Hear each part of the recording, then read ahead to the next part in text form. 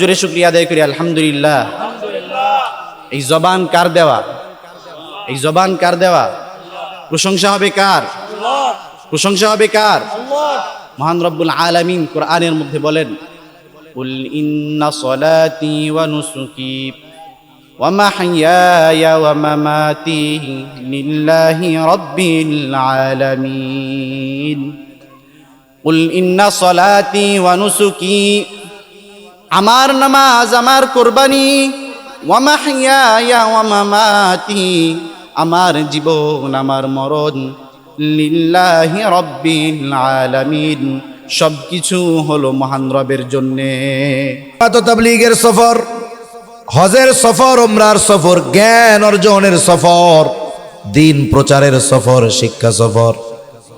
কোরআনুল কারীমে মুসা আর খিজির আলাইহিস সালাম, আলাইহিমাসসালাম, আমরা বাংলায় বলি খিজির আলাইহিস সালাম, মুসা আর খিজির আলাইহিস সালাম, এই দুইজনের মধ্যে একটা শিক্ষা সফরের ঘটনা আছে।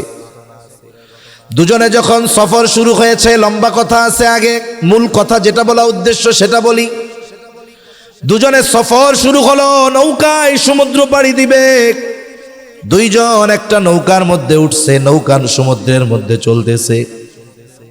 নদী পথে যদি কেউ লম্বা সফর করে থাকে, এই দৃশ্যগুলো অনেক সময় তাদের দেখার কথা।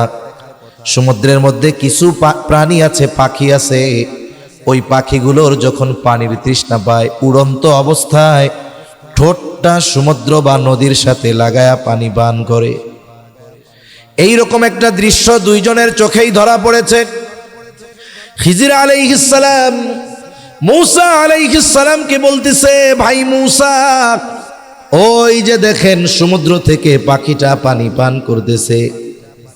বলতেছে, ভাই মুসা, আল্লাহ তাআলার জ্ঞান, আল্লাহ তাআলার ইলম যদি হয় এই সমুদ্রের পানি পরিমাণ, তাহলে আল্লাহ তাআলার জ্ঞানের তুলনায় গোটা সৃষ্টি জগতের জ্ঞান ওই পাখির ঠোঁটে লেগে থাকা পানির চাইতেও কম।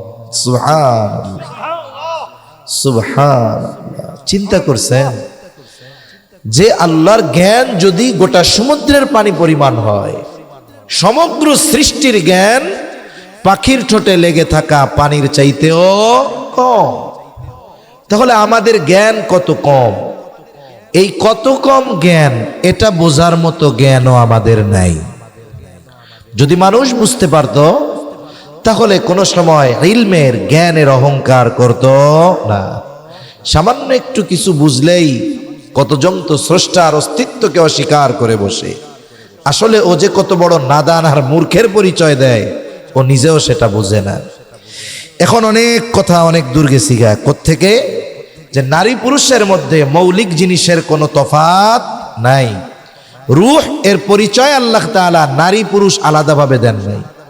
এইবার নারী পুরুষ আলাদা হলো কেমনে? আল্লাহ তাআলা বলেন, খালাকাকুম মিন নাফসিন ওয়াহিদা, তোমাদেরকে একটি প্রাণ থেকে আমি আল্লাহ সৃষ্টি করেছি। এর পর আল্লাহ তাআলা বলেন, ওয়া খালাকা মিনহা যাওজাহা ওয়া বাসসা মিনহুমা রিজালান কাসীরাও ওয়া নিসা। আল্লাহ তাআলা বলেন, এরপরে ওই যেই প্রাণ থেকে আল্লাহ আমাদের রূহ বের করেছেন, আল্লাহ তাআলা বলেন, ওয়া খালাকা মিনহা যাওজাহা, আমি তার থেকে তার জোড়া, তার সঙ্গিনীকে আমি আল্লাহ বের করেছি, সৃষ্টি করেছি। এইবার হলো দুইজন, একজন হলো পুরুষ আর একজন হলো নারী। আল্লাহ তাআলা বলেন, ওয়া খালাকা মিনহা যাওজাহা ওয়া বাসসা মিনহুমা রিজালান কাসীরাও ওয়া নিসা। আল্লাহ তাআলা এবার এই দুইজনের মাধ্যমে গোটা পৃথিবীব্যাপী নারী পুরুষের বিস্তার ঘটিয়েছেন। সুবহানাল্লাহ। এখন এই দুইজনের মাধ্যমে আল্লাহ তাআলা একটা গঠন দিয়েছে, স্ট্রাকচার দিয়েছে। কেউ নারী, কেউ পুরুষ। নারীকে, নারীর সৃষ্টিগত গঠন আমরা জানি। নারী সন্তান ধারণে সক্ষম, নারী সন্তানকে দুধ পান করাতে সক্ষম। নারী স্বাভাবিকভাবে যদি হরমোনজনিত সমস্যা না থাকে, নারীর মুখে কখনো দাড়ি ওঠে না। এইভাবে নারীর পরিচয় অনেক দেওয়া যাবে। এটা সৃষ্টিগত পার্থক্য। পুরুষের পার্থক্য আছে, এ তো আমরা বুঝি সবাই, এটা লম্বা বিশ্লেষণ করে বলার দরকার নাই। এই যে পার্থক্য হলো, এটা সৃষ্টিগত পার্থক্য। এখন আসেন শরীয়তের মধ্যে নারী পুরুষের পার্থক্য কি? একটা দুইটা গুরুত্বপূর্ণ পার্থক্য আমরা তুলে ধরি। এক নাম্বার, একটা মেয়ে যখন প্রাপ্তা বয়স্কা হয়, সে বালেগা হয়, এই সময় থেকে নিয়ে 50-55 বছর পর্যন্ত সন্তান ধারণের সময় আর সন্তান প্রসবকালীন পরবর্তী কিছু সময় ব্যতীত একজন সুস্থ নারী প্রতি মাসে 3 থেকে 10 দিন সে অসুস্থ থাকে, এবং এই সময়গুলোতে আল্লাহ তাআলা তাদের জন্য নামাজকে মাফ করে দিয়েছেন, নামাজ কাজা করা লাগবে না। কিন্তু রোজার মাসে যদি অসুস্থতা আসে তাহলে তিনি এই সময় রোজা রাখবেন না, পরবর্তীতে এটার কাজা করে নেবেন। শরীয়তের মধ্যে আর একটা পার্থক্য আছে সম্পদ বন্টনের ক্ষেত্রে। ওয়ারিসি সম্পদ বন্টনের ক্ষেত্রে একটা পার্থক্য যদিও দৃশ্যমান মনে হয়। নারীকে দেওয়া হয়েছে পুরুষের অর্ধেক, আর পুরুষকে দেওয়া হয়েছে 2 জন নারীর সমপরিমাণ, দ্বিগুণ। যদিও এটা বাস্তবে দেখা যায় কম বেশি, কিন্তু আপনি যদি শরীয়তের পরিপূর্ণ হুকুম আহকামের দিকে নজর দেন, আপনি দেখবেন আল্লাহ তাআলা নারীকে ঠকায় নাই, বরং নারীকে আল্লাহ জিতিয়ে দিয়েছে। অনেক কারণ বলা যাবে, কয়েকটা কারণ বলি। আমার মা বোনরাও তো আছে অনেক, আমার মনে হয় পুরুষের চাইতে নারীরা বেশি। তাহলে দেখুন, একটু খেয়াল করুন ইসলাম নারীদের কি দিয়েছে। মা বোনরাও একটু খেয়াল দিয়ে শুনেন। আমি মা বোনদের জন্য একটা হাদিস পাঠ করছি। ইসলাম নারীকে কি দিয়েছে, এই কথাটা যারা তোলে, ইসলাম বিদ্বেষীরা বলে ইসলাম নারীকে ঠকিয়েছে। জোরে বলেন নাউজুবিল্লাহ, জোরে বলেন নাউজুবিল্লাহ। ইসলাম নারীকে ঠকাইছে? ঠকায় নাই। অনেক কারণ দেখানো যাবে ইসলাম নারীকে জিতাইছে। এক নাম্বার, আপনাকে যদি এই বিষয়টা সঠিকভাবে বুঝতে হয় তাহলে প্রথমে জানতে হবে ইসলাম আসার আগে নারীদের সামাজিক অবস্থা কেমন ছিল। ইসলাম এই দুনিয়ায় আসার আগে নারীদের সামাজিক কোনো অধিকার ছিল না। আরে অধিকার তো বহুদূর, বলে বেঁচে থাকাটাই তাদের জন্য অসম্ভব ছিল। ইসলাম আসার আগে যদি কোনো ব্যক্তির কন্যা সন্তান হতো, আল্লাহ তাআলা ওই অবস্থার কথা কোরআনুল কারীমের মধ্যে বলেন। আল্লাহ তাআলা বলেন, ওয়া ইযা বুশশিরা আহাদুহুম বিল উনসা যাল্লা ওয়াজহুহু মুসওয়াদ্দান ওয়া হুয়া কাযীম। আল্লাহ রাব্বুল আলামিন বলেন, এখানে এই পয়েন্টটা মনে রাখবেন। আল্লাহ তাআলা কি বলতেছেন? ওয়া ইযা বুশশিরা আহাদুহুম বিল উনসা, যখন তাদেরকে কন্যা সংবাদের সুসংবাদ দেওয়া হতো। কি সংবাদ বলেন? সুসংবাদ। আল্লাহ তাআলা শুধু সংবাদ বলেন নাই, সুসংবাদ বলছে। এখানে একটা জিনিস মনে রাখবেন, তাহলে ইসলাম কন্যা সন্তান জন্ম হওয়াকে সুসংবাদ বলে অভিহিত করেছে, সৌভাগ্যের প্রতীক বলে অভিহিত করেছে। অথচ জাহেলিয়াতের সময় যখন কন্যা সন্তান হইতো, প্রথমে এই খবর যখন তাদের দেওয়া হতো, যাল্লা ওয়াজহুহু মুসওয়াদ্দান ওয়া হুয়া কাযীম, তাদের চেহারাটা কালো হয়ে যাইতো, তাদের অন্তর সংকীর্ণ হয়ে যাইতো। এমন হতো যার কন্যা সন্তান হতো, মানুষের সামনে সে চেহারা দেখাইতো না। মানুষেরাও বলতো, দেখ ওই যে মেয়ের বাবা যায়। হায় হায়, ওই ব্যক্তি যতক্ষণ তার কন্যাকে জিন্দা দাফন না করত, ততক্ষণ পর্যন্ত তার মনে শান্তি আসতো না। যারা বাইতুল্লাহ শরীফ জিয়ারতের নসিব হয়েছে, ওনারা যখন গেছেন, যে মুআল্লিমের সাথে গেছে, দেখাইছে যে বাইতুল্লাহর পশ্চিম পাশের দিকে ওইখানে একটা ঘেরা জায়গা আছে, ওইখানে জাহেলিয়াতের সময় কন্যা সন্তান হলে জীবন্ত পুঁতে ফেলা হতো। তাহলে ইসলাম পূর্বকালীন সময় মেয়েদের বেঁচে থাকার অধিকার ছিল না, সম্পত্ত আকাশ কুসুম কল্পনার মতো। ইসলাম কন্যা সন্তান হওয়াটাকে সুসংবাদ বলে অভিহিত করল। আফসোস লাগে, এই সভ্য সমাজেও অনেক মানুষ আছে, যদি একাধারে 2-3টা কন্যা সন্তান হয় রাগ হয়ে যায়, পারলে বউরে ছাইড়া দেয়, নাইলে আরেকটা বিয়ে করে। আছে না নাই? আসলে চিকিৎসা বিজ্ঞান তো এই কথা বলে, কন্যা সন্তান যার বারবার হয় এটা দেয় কে? এক নাম্বার আল্লাহ তাআলা বলেন, ইয়াহাবু লিমান ইয়াশাউ ইনাসা ওয়া ইয়াহাবু লিমান ইয়াশাউ যুকুর আও ইউযাওয়িজুহুম যুকরানা ওয়া ইনাসা ওয়া ইয়াজআলু মান ইয়াশাউ আকীমা। আল্লাহ তাআলা বলেন, ইয়াহাবু লিমান ইয়াশাউ ইনাসা, আল্লাহ তাআলা যাকে চান তাকে কন্যা সন্তান দেন। ওয়া ইয়াহাবু লিমান ইয়াশাউ যুকুর, আল্লাহ তাআলা যাকে চান তাকে ছেলে সন্তান দেন। আও ইউযাওয়িজুহুম যুকরানা ওয়া ইনাসা, আবার আল্লাহ তাআলা যাকে চান তাকে ছেলেও দেন মেয়েও দেন। ওয়া ইয়াজআলু মান ইয়াশাউ আকীমা, আবার আল্লাহ তাআলা যাকে চান তাকে বন্ধা বানায় দেয়। তাহলে ছেলে হওয়া মেয়ে হওয়া এটা কার তরফ থেকে হয়? আল্লাহর তরফ থেকে। বিজ্ঞান গবেষণা করে যা পাইছে এর মৌলিক কথা হলো, যদি কারো কন্যা সন্তান বারবার হয়, এক্ষেত্রে যদি দোষারোপ করা হয়, মেয়েরে দোষারোপ করার সুযোগ নাই, দোষ হলো ওই বেটার। যদি আপনি সায়েন্টিফিক দিক দিয়ে বিজ্ঞানের দিক দিয়ে খেয়াল করেন, এক্ষেত্রেও দোষ কার হবে? বেটার দোষ হবে। অথচ জুলুম চলে মহিলার উপর। আস্তাগফিরুল্লাহ, এ কাজ করা যাবে না। বরং ঠিক কিনা? আমার জীবন আমার মরণ সবকিছু কার জন্যে? আমার এই পুরো দেহ সবকিছু দিয়েছেন কে? সুতরাং শুকরিয়া হবে কার? আল্লাহ তাআলার শুকরিয়া করতে হবে। মুহতারাম হাজিরিন, মহান রব্বুল আলামিন আমাদেরকে অসংখ্য অগণিত নিয়ামত দান করেছেন। আল্লাহ তাআলা আমাদেরকে এত পরিমাণ নিয়ামত দান করেছেন যে নিয়ামত আমরা কখনো গণনা করে শেষ করতে পারবো না।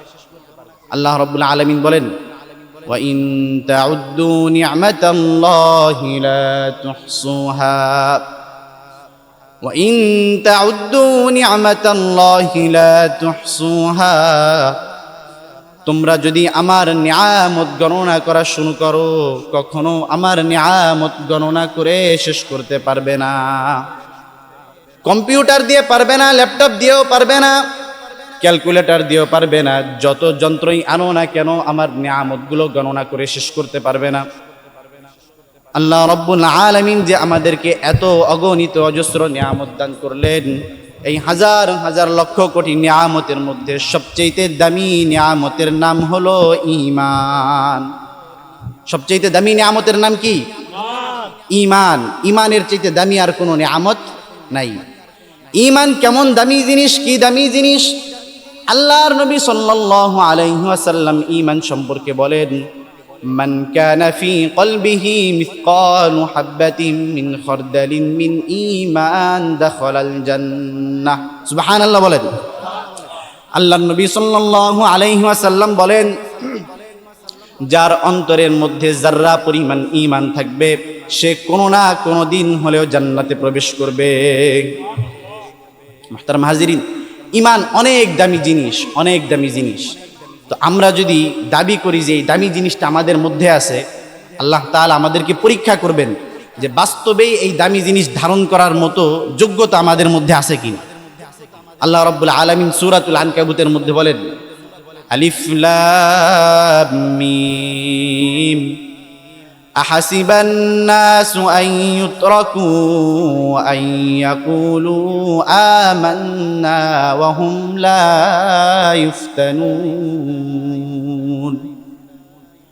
আহাসিবান নাস, মানুষরা কি এই কথা মনে করে?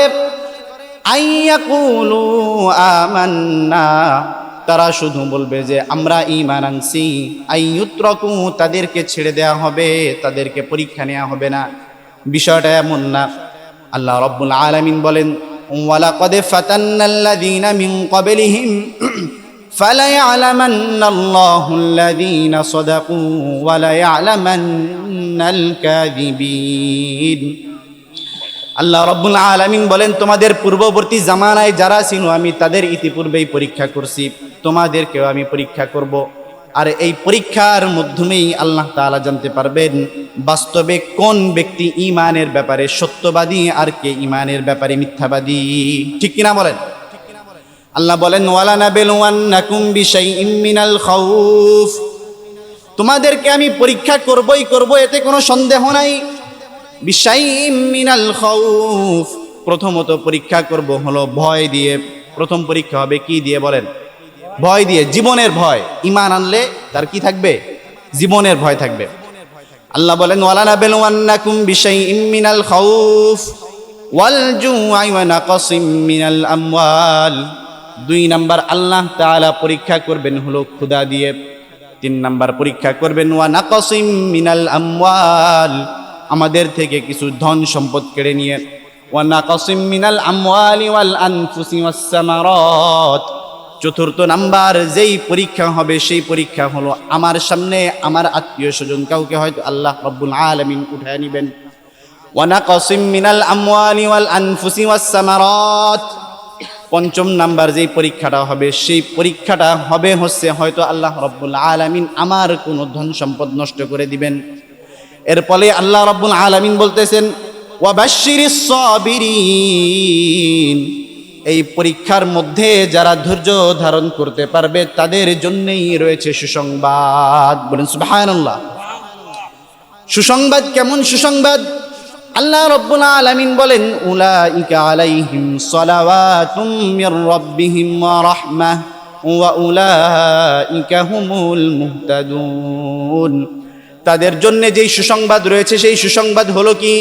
উলাইকা আলাইহিম সালাওয়াতুম মির রাব্বিহিম ওয়া রাহমাহ, আল্লাহ বলেন তাদের উপরে আমার রহমত এবং একান্ত অনুগ্রহ বর্ষিত হবে। ওয়া উলাইকা হুমুল মুহতাদুন, আর এই সকল সব লোকই হবে হেদায়েত প্রাপ্ত। সুবহানাল্লাহ বলেন। পূর্ববর্তী জামানার পরীক্ষা কেমন ছিল? আল্লাহর নবী সাল্লাল্লাহু আলাইহি ওয়াসাল্লাম একটা হাদিসের মধ্যে বর্ণনা করেন। সুহাইব রাদিয়াল্লাহু তাআলা আনহু হইতে হাদিসটা বর্ণিত, মুসলিম শরীফের হাদিস। আল্লাহর নবী সাল্লাল্লাহু আলাইহি ওয়াসাল্লাম বলেন কানা মালিকুন ফি মান কানা ক্বাবলাকুম, তোমাদের পূর্ববর্তী জামানায় এক বাদশা ছিল। ওয়া কানা লাহু সাহির, সেই বাদশার এক পার্সোনাল জাদুকর ছিল। যেই জাদুকর কিছু কাজ ছিল, ভেলকিবাজি দেখাইতো, জাদু দেখাইয়া বাদশার ক্ষমতা জাহির করত। বিভিন্ন জাদু দেখাইতো আর মানুষকে বলতো আমাদের বাদশার ক্ষমতার মাধ্যমে এগুলা হইছে। কেননা সেই বাদশা তো নিজেকে রব দাবি করত। তো সেই জাদুকর বৃদ্ধ হয়ে গেছে। ফালাম্মা কাবিরা ক্বালা লিল মালিকি ইন্নী ক্বাদ কাবিরতু ইবআস ইলাইয়া গুলামা উআল্লিমুহুস সিহরা। জাদুকর বাদশাকে যে বলে ও বাদশাহ, আমার তো বয়স হয়ে গেছে, আমার তো হায়াত মনে হয় আর বেশি দিন থাকবে না, আমি তো এই খেদমত আর হয়তো বেশি দিন আঞ্জাম দিতে পারবো না। আপনি আমার কাছে এক যুবককে পাঠাইয়া দেন, যেই যুবককে আমি এই জাদু বিদ্যা শিক্ষা দিব। আমার অনুপস্থিতিতে যেন এই যুবক আপনার যেই জাদুর খেদমত আমি দিতাম সেই খেদমতটা আঞ্জাম দিতে পারে। ফাবাআসা ইলাইহি গুলামা ইউআল্লিমুহুস সিহর, বাদশা ওই জাদুকরের কাছে একজন মেধাবী যুবককে পাঠাইয়া দেয়। সেই যুবক ওই জাদুকরের কাছে যায় আর জাদু বিদ্যা শিখে আসে। তো যুবক যে সেই জাদু বিদ্যা শিখতে জাদুকরের কাছে যেত, পথিমধ্যে ছিল এক রাহেবের বাড়ি, এক পাদ্রীর বাড়ি। ওয়ালাম্মা সালাকা ফি তরিকিহি বাইতুন রাহিবুন, তার রাস্তার মধ্যে ছিল এক রাহেবের বাড়ি। ফাকআদা ইলাইহি ফাজালাসা ইলাইহি ফাসামিআ মিন কালামি, তো একদিন কৌতূহল বশত সেই যুবক ওই রাহিবের দরবারে যায় বসে। রাহেবের কিছু কথাবার্তা শুনে কথাবার্তাগুলো খুব অন্তরের মধ্যে লেগে যায়। তো প্রত্যেকদিন জাদুকরের দরবারে যাইতে সময় সেই রাহিবের দরবারে একটু বসে আর তার কিছু কথা শুনে। এরকম করতে করতে হঠাৎ করে একদিন জাদুকরের দরবারে যাইতে দেরি হয়ে যায়। জাদুকর সেই বাচ্চাকে, সেই গোলামকে খুব প্রহার করে। বাচ্চা এসে রাহিবের কাছে অভিযোগ করে, বলে যে আমাকে তো জাদুকর প্রহার করে। সেই পাদ্রী বলে ইদা খশিতাস সাহির ফাকুল হাবাসানি আহলি ওয়া ইদা খশিতা আহলাক ফাকুল হাবাসানি সাহির। রাহেব ওই বাচ্চাকে শিরক শিখাইয়া দেয়, ওই যুবককে শিখাইয়া দেয়, যদি তুমি ভয় পাও যে হয়তো ওই জাদুকর তোমাকে কিছু বলবে, জাদুকর তোমাকে প্রহার করবে, তুমি তখন জাদুকরকে বলবা আমার বাড়ি থেকে বের হইতে দেরি হয়ে গেছে, এই কারণে আমার আসতে দেরি হয়ে গেছে। পক্ষান্তরে যদি তুমি তোমার পরিবারের লোকজনকে ভয় পাও যে তোমার পরিবারের লোকজন হয়তো কিছু বলবে, তখন তুমি বলবা হাবাসানি সাহির, ওই জাদুকরের দরবারে আমি আটকে ছিলাম বিধায় আমি আসতে পারি নাই, খবরদার খবরদার আমার কথা বলবা না। তো এরকম ভাবে চলতেই আছে। ওই রাহেবের দরবারে গিয়া ধর্ম শিখে আর জাদুকরের দরবারে গিয়া সেই যুবক জাদুবিদ্যা শিখতেছে। ফাবাইনামা হুয়া কাযালিক ইয আতা আলা দাব্বাতিন আযীমা, চলতে চলতে হঠাৎ করে একদিন সেই যুবক দেখে রাস্তার ধারে অনেক লোকজন দাঁড়ায় আছে, কিন্তু রাস্তা পার হয় না। যুবক যে দেখে রাস্তার উপরে বিশাল বড় একটা জন্তু বসে আছে, সেই জন্তুর ভয়তে কেউ যাইতে পারে না। যুবক মনে মনে বলে আল ইয়াউমা আলামু আস-সাহিরু আফদল আমির রাহিব। যুবক মনে মনে বলে আজকে আমি জানতে পারবো আমি যে ওই পাদ্রীর কাছে, ওই ধর্মযাজকের কাছে যে জ্ঞান শিখতেছি সেই জ্ঞান কি আফদল উত্তম, নাকি ওই জাদুকরের কাছে যে জ্ঞান আমি শিখছি সেই জ্ঞান উত্তম। ফাআখাযা হাজারান, যুবক একটা পাথর নিল। যুবক পাথর নিয়ে মনে মনে বলে আল্লাহুম্মা ইন কানা আমরুর রাহিবি আহাব্বু ইলাইকা মিন আমরিস সাহির ফাকতুল হাযিহি দাব্বা। যুবক আল্লাহকে ডাক দিয়া বলে ওগো আল্লাহ, আমি এই পাদ্রীর কাছ থেকে যেই জ্ঞান শিখতেছি এই জ্ঞান যদি তোমার কাছে অধিক প্রিয় হয়, তাহলে এই যে ছোট্ট একটা পাথর আমি মারব, এই পাথরের আঘাতে ওই বড় জন্তুটাকে তুমি মেরে দাও। ফারামাহু ফাকাতালাহু, যুবক সেই পাথর মারতে দেরির সাথে সাথে আল্লাহ রব্বুল আলামিন সেই জন্তুকে হত্যা করে দেয়। সুবহানাল্লাহ বল। তো এই পাথর যখন মারলো আর সেই জন্তুটা মরে গেল, যুবক দেখে তো অবাক। যুবক এই কাহিনী যে রাহেবের কাছে বলছে যে আজকে পথিমধ্যে আসতে সময় তো এমন একটা কাহিনী ঘটছে। রাহেব বুঝতে পারছে যে যুবক এখন আর আমার স্তরে নাই, যুবক আমার থেকে উপরের স্তরে চলে গেছে। রাহেব যুবককে বলে ইয়া বুনাইয়া কদ বালাগা মিন আমরিকা মা আরা, আমি তো দেখতে পারতেছি তুমি আমার চাইতেও শ্রেষ্ঠ হয়ে গেছো। ওয়া ইন্নাকা সাতুবতালা, তুমি মনে রাখো যে আল্লাহ রব্বুল আলামিন তোমাকে যে এই সম্মান দিছে, এই ঐশ্বরিক ক্ষমতা দিছে, এই ক্ষমতার কারণে অবশ্যই অবশ্যই তোমাকে পরীক্ষার সম্মুখীন হতে হবে। এই হাদিস থেকেই বোঝা যায় যে কোনো ব্যক্তি যদি ঈমান আনে তাহলে তার পরীক্ষার সম্মুখীন হতে হবে। তো সে রাহেব বলতেছে ফালাম্মাবতুলিতা ফালা তাদুল্লা আলাই, বলতেছে ও যুবক তোমার তো পরীক্ষার সম্মুখীন হতে হবে, খুব কঠিন পরীক্ষার সম্মুখীন হবা, তবে সাবধান সাবধান, তুমি যতই শাস্তির সম্মুখীন হও না কেন আমার কথা কিন্তু বলবা না, কেননা দেশের পরিস্থিতি ভালো না। পাদ্রী ভয় পাইতেছে, যদি পাদ্রীর কথা বলে পাদ্রীকেও হয়তো খুব শাস্তি দিবে, এই কারণে পাদ্রী ভয়ে বলতেছে যে আমার কথা বলবা না। তো আল্লাহ রব্বুল আলামিন যুবককে এত ক্ষমতা দিছিল, তার মধ্যে এমন এক ঐশ্বরিক ক্ষমতা দিছিল যে ওয়াকানা ইউবরিউল আকমাহা ওয়াল আবরাসা ওয়া ইউদাওয়ি মিন সাইরিল আদওয়া, সে জন্মান্ধকে যদি আল্লাহর নাম নিয়ে চোখে হাত বুলাই দিত তার চোখটা ভালো হয়ে যেত। বলেন সুবহানাল্লাহ। কুষ্ঠরোগীকে হাত বুলাই দিত তার কুষ্ঠরোগ ভালো হয়ে যেত। এছাড়া ওয়া ইউদাওয়ি মিন সাইরিল আদওয়া, যত ধরনের রোগ ছিল সব ধরনের রোগ থেকে সে আল্লাহর কাছে দোয়া করলে আল্লাহ তাআলা রোগ থেকে মুক্তি দিয়ে দিত। তো যুবকের এই প্রসিদ্ধি সব জায়গায় ছড়ায় গেছে, পুরো দেশের মধ্যে ছড়ায় গেছে। পুরো দেশের মধ্যে ছড়াইতে ছড়াইতে বাদশার যে রাজ দরবার ছিল সেই রাজ দরবারের মধ্যেও চলে গেছে। ফাসামিআ জালিসুল লিল মালিকি কদ আমিআ, বাদশার এক একান্ত সচিব ছিল, যেই সচিব আবার অন্ধ হয়ে গেছে। তো সচিবের কানের মধ্যে যখন পৌঁছাইল অমুক এলাকায় এক যুবক আছে, যেই যুবকের দরবারে গেলে নাকি অন্ধ রোগী ভালো হয়ে যায়। তো সেই জালিস কি করলো, সেই বাদশার সেই সচিব কি করলো, অনেক হাদিয়া তৌফা জমা করলো। হাদিয়া তৌফা জমা করে যুবককে যায় বলে মা হা হুনা লাকা আজমাউ ইন আনতা শাফাইতানি, তুমি যে এই যে যত সম্পদ দেখো এই সব সম্পদ হইল তোমার জন্যে, তবে একটা শর্ত, সেই শর্ত হইল তোমার আমাকে সুস্থ করে দিতে হবে। যুবক উত্তর দেয় ইন্নী লা আশফি আহাদা ইন্নামা ইয়াশফিল্লাহ, যুবক উত্তর দেয় শেফা দেয়ার মালিক তো আমি না, সুস্থতা দেয়ার মালিক হলো আল্লাহ। সুস্থতা দেয়ার মালিক কে? যুবক বলে আমি সুস্থতা দিতে পারি না, সুস্থতা দেয় আল্লাহ রাব্বুল আলামিন। তবে যুবক বলে হ্যাঁ, তবে তুমি যদি ঈমান আনো, ঈমান আনলে আমি আল্লাহ রাব্বুল আলামিনের কাছে দোয়া করব, তাহলে হয়তো আল্লাহ চাইলে তোমাকে সুস্থতা দান করতে পারে। তো সেই সচিব যদি বলে আচ্ছা যদি এমনই হয় তাহলে আমি ঈমান আনলাম, তুমি দোয়া করো। তো সচিব ঈমান আনে, যুবক আল্লাহর কাছে হাত উঠায় দোয়া করে, আল্লাহ এই সচিবের চোখটা তুমি ভালো করে দাও। সাথে সাথে সচিবের চোখ ভালো গেছে, বলেন সুবহানাল্লাহ। ফাআতাল মালিকা ফাজালাসা ইলাইহি কামা কানা ইয়াজলিসু। তো সচিব যখন সুস্থ হয়ে গেল, বাদশার রাজ দরবারে এসে হাজির। অন্ধ হওয়ার আগে যেরকম নিজের কাজগুলো আঞ্জাম দিত, ঠিক সেইভাবে এখন তার কাজগুলো আঞ্জাম দেয়। বাদশা তো সচিবকে দেখে আশ্চর্য হয়ে গেছে, কি ব্যাপার, কি ব্যাপার, তুই না অন্ধ ছিলি, এখন আবার চোখে কেমনে দেখোস? সচিব বলে, রদ্দা আলাইয়া বাসরি রব্বি, আমার রব আমার চক্ষু ফিরাইয়া দিছে। তো ওই বাদশা বলে যে ওয়ালাকা রব্বুন গায়রি, আমি ছাড়াও কি তোর আরো একটা রব আছে? সচিব বলে ওয়ালাকা রব্বুন গায়রি, আমি ছাড়াও কি আরো একটা রব আছে তোর? সচিব উত্তর দেয়, রব্বি ওয়া রব্বুকাল্লাহ, তুমি তো রব না, না বরং তোমার রব এবং আমার রব হলো আল্লাহ। আল্লাহু আকবার বলেন। সচিবের যখন এমন উত্তর শুনলো, বাদশাহ যখন এমন উত্তর শুনছে, বাদশার মাথার মধ্যে রাগ উঠে গেছে। ফাআখাযাহু ফালাম ইয়াজাল ইউআযিবুহু হাত্তা দাল্লা আলাল গুলাম।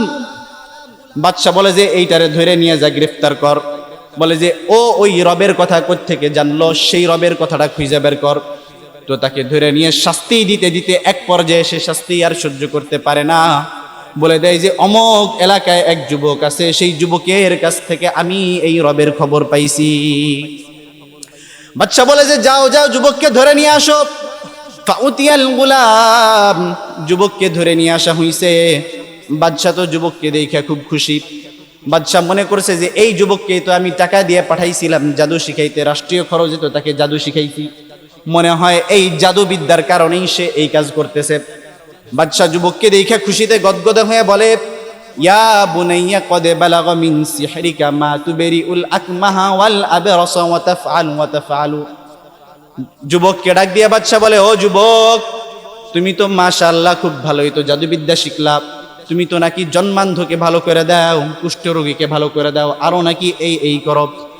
যুবক বলে, ইন্নী লা আশফি আহাদা, আমার তো কাউকে সুস্থ করার ক্ষমতা নাই, ইন্নামা ইয়াশফিল্লাহ, সুস্থতা দেওয়ার মালিক হলো আল্লাহ। এবার এই যুবকের মুখ থেকে বাদশা যখন এই উত্তর শুনলো, বাদশার মাথা আরো খারাপ হয়ে গেছে। বলে যে আমার রাষ্ট্রীয় খরচে আমি তোকে জাদুবিদ্যা শিখাইতে পাঠাইলাম, আর তুই এখন এসে বলতেছিস যে আমি কাউকে সুস্থতা দেই না, সুস্থতা দেয় তোর রব। ফাআখাযাহু ফালাম ইয়াজাল ইউআযিবুহু, বলে এইটারেও ধরে নিয়ে যায়, এইটারেও ধরে নিয়ে লকাপের মধ্যে ভর। ফালাম ইয়াজাল ইউআযিবুহু হাত্তা দাল্লা আলার রাহিব, যুবককে ধরে নিয়ে এত পরিমাণে শাস্তি দেয়, এত পরিমাণে শাস্তি দেয়, যুবক আর সহ্য করতে পারে না। এক পর্যায়ে ওই পাদ্রীর কথা বলে দেয়। যুবক তো পাদ্রীর কথা বলে দিছে, কিন্তু পাদ্রী তো বলছিল সাবধান, আমার কথা বলিও না। তো পাদ্রীর কথা যখন বলে দিল, পাদ্রীকে ধরে নিয়ে আসছে। পাদ্রীকে ধরে আনি, বলে যে ইরজি আন দীনি, কোনো কথা নাই, যেই ধর্ম পালন করতেছো ছেড়ে দাও, কোনো সুযোগ নেই। পাদ্রীকে ধরে আনার সাথে বলছে ইরজি আন দীনি, ফাআবা, পাদ্রী বলে অসম্ভব, ইম্পসিবল, কোনোভাবেই আমি পারবো না। তো বাদশা বলে বুঝতে পারছি সোজা আঙ্গুলে ঘি উঠবে না, সুন্দরভাবে বলতেছি যে নিজের ধর্মটা ছেড়ে আমাকে রব মানো, এই কথা যে আমি নর্মালে বলতেছি, ভালোভাবে বলতেছি, কাজ হবে না, আঙ্গুলটা একটু বাঁকা করা লাগবে। ফাদাআ বিল মিনশার, বাদশা বলে যে যাও যাও একটা করাত নিয়ে আসো। ফাউদি আল মিনশারু আলা মাফরাকি রাসি, করাতটাকে মাথার উপরে রাখছে। এবার বলে যে ইরজি আন দীনিক, ধর্ম থেকে ফিরা আয়, নইলে কিন্তু একেবারে দিব দ্বিখণ্ডিত কইরা।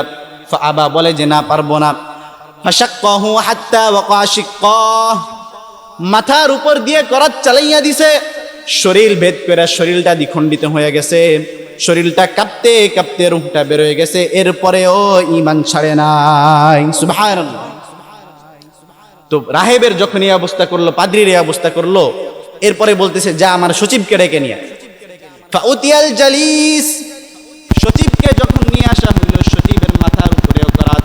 বলে যে ইরজি আন দীনিক, সচিব বলে না না, পারবো না, তোমাকে তো কত বছর ধরে রব মানলাম, তোমাকে তো কত বছর ধরে তোরে আমি প্রভু মানলাম, কিন্তু তুমি তো আমার দৃষ্টিশক্তি ফিরাই দিতে পারলা না। কিন্তু যেই আল্লাহকে আমি মাত্র একদিন রব মানার কারণে আমার দৃষ্টিশক্তি ফিরে আসলো, ওই আল্লাহর উপর আমি ঈমান কখনো হারাতে পারবো না। সুবহানাল্লাহ। তো সচিব যখন এই কথা বলে, সচিবের মাথার উপরেও করাত রাখছে। ফাশাক্কাহু হাত্তা ওয়াকা শিক্কাহ, সচিবের মাথার উপর দিয়েও করাতটা চালায় দিছে। সচিবের শরীরটা দ্বিখণ্ডিত হয়ে পড়ে আছে। দুইজন মুমিনের 4টা শরীর দ্বিখণ্ডিত হয়ে আছে, দুইজনের 4টা খণ্ড পড়ে আছে। এবার ওই যুবককে নিয়ে আসছে। যুবককে বলে, যুবক, তোকে তো আমি অনেক ভালোবাসতাম, অনেক ভালোবাসা রাষ্ট্রীয় খরচে জাদুবিদ্যা শিখাইতে পাঠাইছিলাম, এখন দেখ এদের অবস্থা কি হয়েছে, সময় থাকতে ফিরে আয়। যুবক বলে, না, অসম্ভব, ইম্পসিবল, পারবো না। তো বাদশাহ চিন্তা করে যে ওরে আমি আর একটু স্পেশাল শাস্তি দিব, আরো স্পেশাল শাস্তি দিব।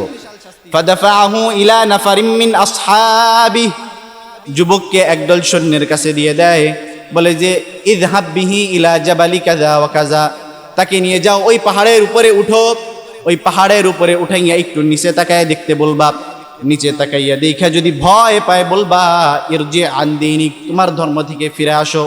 ফাইন রাজা আন দীনিহি ওয়া ইল্লা ফাতরাহু, ওই পাহাড়ের উপর থেকে যদি সে তার ধর্ম থেকে ফিরে আসে তো আসলো, নইলে ওই পাহাড়ের মাথা থেকে ফেলে দিবা। যুবককে নিয়ে সেই সৈন্য দল চলে যায়। যুবক আল্লাহর কাছে তার মতো কেউ নাই। ইকফিনিহিম বিমা শিতা, এদের ব্যাপারে তুমি যেটা ভালো মনে করো সেই ফয়সালা করে দাও। সাথে সাথে পাহাড় কাঁপা শুরু হয়, আর সবাই সেই পাহাড় থেকে পড়ে মরে যায়। যুবক আল্লাহর কাছে দোয়া করেছে, আল্লাহ এদের ব্যাপারে তুমি যথেষ্ট হয়ে যাও। পাহাড় কাঁপতে কাঁপতে সবাই পড়ে মারা গেছে। যুবক হাঁটতে হাঁটতে বাদশার কাছে চলে আইছে। বাদশা তো যুবককে দেখে আশ্চর্য হয়ে গেছে, কি ব্যাপার? বলে যে মা ফাআলা আসহাবুক, তোর সাথী যারা তারা কই? যাদের ফিরে আসার কথা সে তো ফিরে আসলো না, আর যার আসার কথা না সে কেমনে আসলো? যুবক উত্তর দেয়, কাফানিহিমুল্লাহ, ওদের ব্যাপারে আমার রবই যথেষ্ট হয়ে গেছে। সুবহানাল্লাহ বলেন। বলে যে আচ্ছা এবার অন্য সিস্টেম দেখি।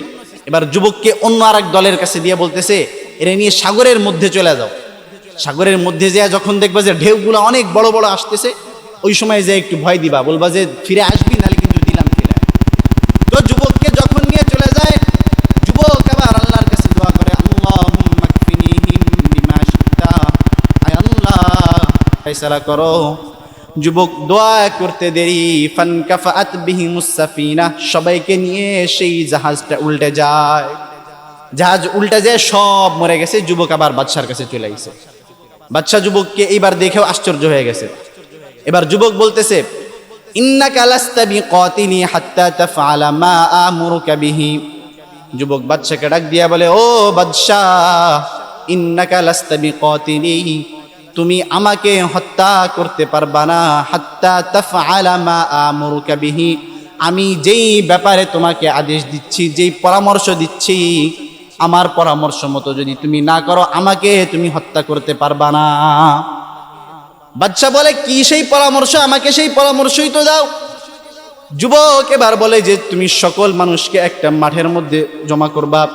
সেই মাঠের মধ্যে সকল মানুষকে জমা করার পরে মাঠের মধ্যে একটা মঞ্চ তৈরি করবা। সেই মঞ্চের মধ্যে আমাকে রাইখা এই যে যে আমি কতগুলো তীর দিলাম, এই তীরদানি থেকে একটা তীর নিবা। সেই তীরদান থেকে নিয়ে একটা তীর আমার দিকে যখন মারবা, তখন বলবা বিসমিল্লাহি রব্বিল গুলাম, এই গোলামের, এই যুবকের যেই রব আছে সেই রবের নামে আমি এই তীর ছুড়লাম। যুবক বলে, ফাইন্নাকা ইযা ফাআলতা কাতালতানি, তুমি যখন আমার এই পরামর্শ অনুযায়ী কাজটা করতে পারবা তখনই আমাকে হত্যা করতে পারবা, অন্যথায় কখনোই আমাকে মারতে পারবা না। তো যুবক যেই পরামর্শ দিছে সেই পরামর্শ অনুযায়ী যখন করছে, যুবককে মারে ফেলছে। যুবক মারা গেছে। কানের কাছ দিয়ে তীর গেছে, তীরটা মাথায়ও লাগে নাই, বুকেও লাগে নাই। যুবক মারা গেছে কানের মধ্যে হাত দিয়া। উপস্থিত যত লোক ছিল সব লোক ঈমান নিয়ে আইছে, বলেন সুবহানাল্লাহ। সব লোক মুমিন হয়ে গেছে। এবার বাদশার আশেপাশের লোকজন যারা ছিল তারা বাদশাকে যায় বলতেছে, বাদশাহ আপনি যেই ব্যাপারে ভয় করতেছিলেন সেটাই তো হয়ে গেছে। বলে যে কি হয়েছে? বলে আমানান নাস, সব মানুষ তো ঈমান নিয়ে আসছে। এবার বাদশা বলে যে সব মানুষ যদি ঈমান নিয়ে আসে সব মানুষের শাস্তি হবে। বাদশা বলে গলির প্রত্যেকটা রাস্তার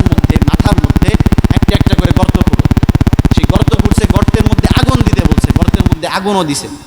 এরপরে বলছে যে সব ইমানদারদেরকে নিয়ে আসো, এরপরে তাদের প্রত্যেককে বলো এর মধ্যে যে ঝাঁপ দিতে, যদি ধর্ম থেকে ফিরে না আসে বলো ঝাঁপ দিতে, আর নাহলে ধাক্কা দিয়ে ফেলাই দিবে। সব মানুষ সবাই নিজের জীবনকে বিলায় দিছে, তারপরে ইমান থেকে ফিরে আসে নাই। এক পর্যায়ে এক মহিলা আসছে, ফাহাদারাত ইমরাতুন, এক মহিলা আইছে, তার কোলের মধ্যে ছোট্ট একটা বাচ্চা। মহিলা নিজের জন্য চিন্তা করে না, কিন্তু সেই বাচ্চার জন্য চিন্তা হইতেছে যে এই বাচ্চাটাকে নিয়ে আমি কিভাবে যাব। সেই বাচ্চার সাথে সাথে ডাক দিয়া বলে, ইয়া উম্মা ইসবিরি ফাইন্নাকা আলাল হাক্কি, ও মা তোমার ভয় নাই, তুমি এই আগুনের উপরে ধৈর্য ধারণ করো, কেননা তুমি সত্যের উপরে আছো। এই বলে সেই মহিলাও চলে গেছে। তার মাজিরিন, যে কথা বলতে চাচ্ছিলাম যে ঈমানের পরীক্ষা আমাদের সকলের দিতে হবে। আল্লাহ রাব্বুল আলামিন বলছেন 5টা বিষয়ে পরীক্ষা হবে, মুমিনের পরীক্ষা 5টা ক্ষেত্রে হবে। ওয়ালা নাবলুওয়ান্নাকুম বিশাইইম মিনাল খাউফ, নাম্বার 1 হলো ভয়, মৃত্যু ভয়। মিনাল খাউফি ওয়াল জু', নাম্বার 2 হইল ক্ষুধার ভয়। ওয়া নাকাসিম মিনাল আমওয়াল, 3 নাম্বার হলো হয়তো ধন সম্পদ ধ্বংস হয়ে যাবে। ওয়া নাকাসিম মিনাল আমওয়ালি ওয়াল আনফুস, চোখের সামনে হয়তো নিজের সন্তান চলে যাবে, নিজের কোনো আপনজন চলে যাবে। ওয়া নাকাসিম মিনাল আমওয়ালি ওয়াল আনফুসি ওয়াস সামারাত, 5 নাম্বার হইল হয়তো আমার ফসল ধ্বংস হয়ে যাবে। এরপরেই আল্লাহ রাব্বুল আলামিন বলতেছেন ওয়া বাশশিরিস সাবিরিন, এই পরীক্ষার মধ্যে যে ধৈর্য ধারণ করবে তার জন্য হলো সুসংবাদ। মুহতারাম হাজিরিন, আল্লাহ রাব্বুল আলামিন আমাদের সকলকে ঈমানের পরীক্ষায় উত্তীর্ণ হওয়ার তৌফিক দান করুক। সকলে বলি আমিন। ওয়া আখির দাওয়ানা আনিল হামদুলিল্লাহি রাব্বিল আলামিন। আসসালামু আলাইকুম ওয়া রাহমাতুল্লাহ। আলহামদুলিল্লাহ।